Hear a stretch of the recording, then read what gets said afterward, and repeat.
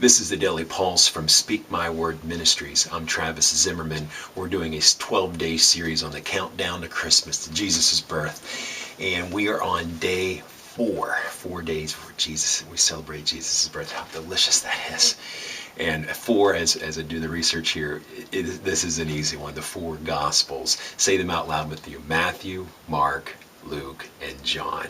The 4 Gospels, and quite frankly, that's my favorite part of the entire Bible. We're reading about Jesus on earth, what he's doing, and the stories that he tells in the parables, and the subtle miracles that he does. That subtle faith where if you're paying attention, it's as clear as day. You can see it.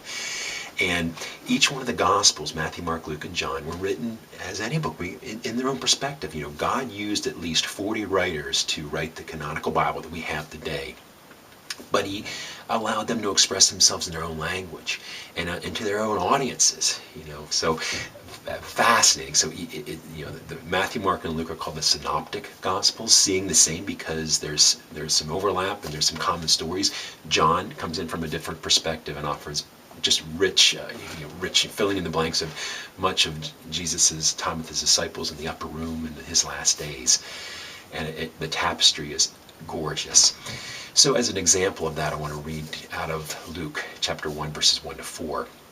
And Luke, as we know, is a physician, and he was contracted by Theophilus to actually write the book of Luke and also the book of Acts. In the canonical Bible, they follow each other. And Luke describes that here as he's, a rather formal beginning, but he's describing to Theophilus what his intent is, his point of view. This is Luke chapter 1, verses 1 to 4. Introduction. Many have undertaken to draw up an account of the things that have been fulfilled among us, just as they were handed down to us by those who from the first were eyewitnesses and servants of the word. Therefore, since I myself have carefully investigated everything from the beginning, it seemed good also to me to write an orderly account for you, most excellent Theophilus, so that you may know the certainty of the things you have been taught. Luke chapter 1, verses 1 to 4. Again, this is Luke, like the preambles, Luke's describing to Theophilus, and then we have, Luke contains so many of Jesus' parables and so many insights. So as we, 4 days out from Jesus' birth, reflect on all that Jesus taught us. In your name, Father, amen.